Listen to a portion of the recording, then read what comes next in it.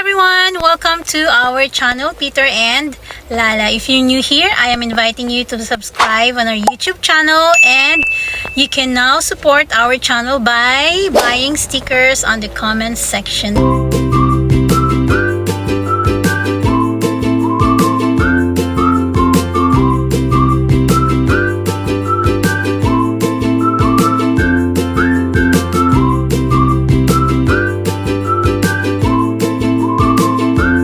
Our topic for today is about K2 visa, your derivative. If you arrived in the US or if you are going to the US with your child that is below 18 or 21, then they are your derivatives or the K2 visa.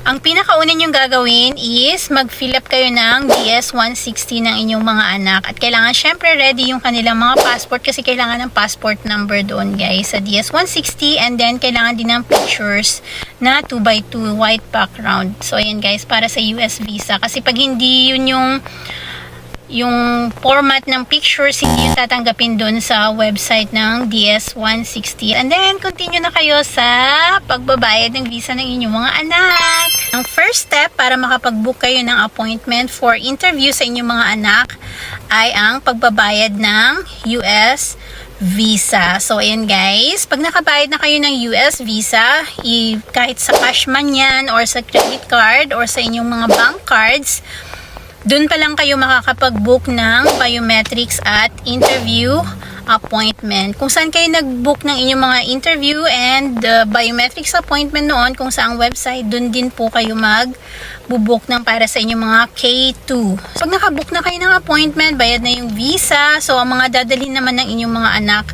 sa kanilang interview is yung DS-160 confirmation page. At syempre, yung kanilang valid passport and 2x2 pictures, 2 pieces. And then yung birth certificate na galing PSA. So ayan, sa akin ako pa yung kahit nasa US kayo, pwede kayo ang mag-request ng PSA birth certificate ng inyong mga anak. NBI clearance, ito pag 16 pataas yung inyong mga anak, kumuha kayo ng NBI clearance at yung Senomar.